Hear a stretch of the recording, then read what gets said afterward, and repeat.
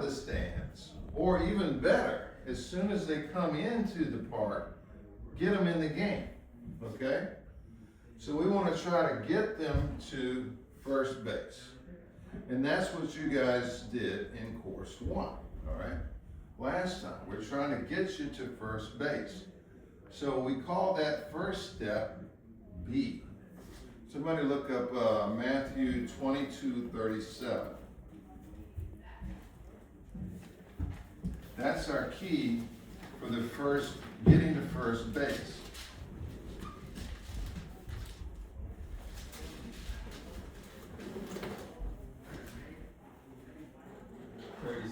Jesus said to him, "You shall love the Lord your God with all your heart, with all your soul, and with all your mind." Thanks, buddy. So that B gives us purpose, okay? That B makes us get in the process of being dependent on Christ. We want to be a well-rounded disciple. That gets us to first base, okay? That's the emphasis that y'all went through. Remember that in course 1? All right, does that make sense as you look back? What we were trying to accomplish?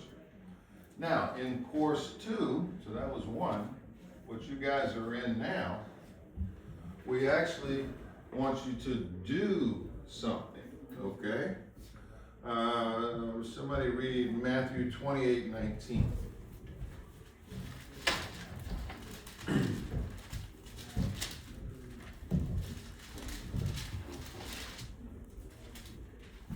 Therefore go and make disciples of all nations, baptizing them in the name of the Father, the Son, and the Holy Spirit. Good, thank you, Aaron. So that gives us our mission, all right? Once we're focused on Christ and walking with Him, then we can start to pick up our mission. It's kind of hard to do the mission without being dependent on Him, having that power of the Holy Spirit coming through us and what we're doing. So we start to pick up some mission. Now our mission includes 2 parts. Number 1, we're trying to get some of those people sitting in the stands to get in the game. Number 2, the Holy Spirit is using us to bring some people in from the world. All right, Brian, right away, first base, and he's killing it. On the way to second, he's out there cranking. What was he doing? As soon as this class started, what was he doing?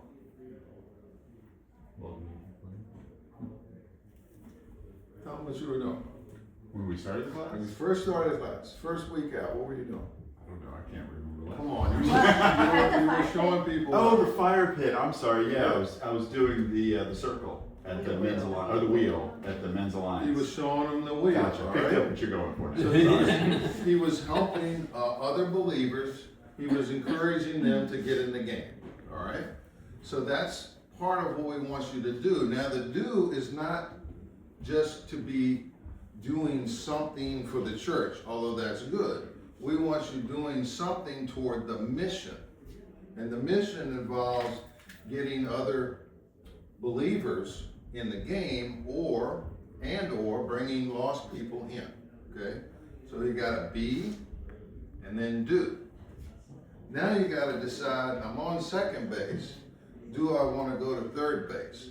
And that's what kind of Greg and I were talking about. What does that involve? So the third step is lead, okay? Somebody look up 2 Timothy 2:2.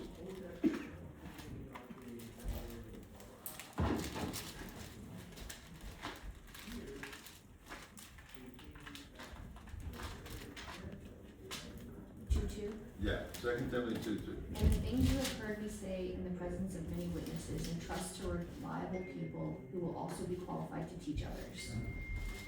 All right, thanks, Benny. So we had our purpose, we have our mission. Now that gives us our strategy, okay? That's kind of our plan. We want to keep it simple. Y'all heard of that before? Paul kept it simple with Timothy. He said, all you have to do, what you heard from me, repeat it to somebody else. It's really that simple. So that involves a little bit of leading, Now, some of you may be thinking, I can't lead, all right? If you're thinking that, go ahead and write it in your book. It's okay. Or write it in your mind. I think I heard Greg say that one time. But you know what? He added a word on the end. He said, I can't lead yet. But look at him now. I mean, is he leading pretty good? Yeah, he's great, okay? So now lead doesn't mean you stand up in front of a group of people. That doesn't necessarily mean lead. But lead means that you're making an impact on someone else. So you've gone from focusing just on Christ to now you're thinking about it. You're doing a little something. A little something, something. Now you're actually leading someone else.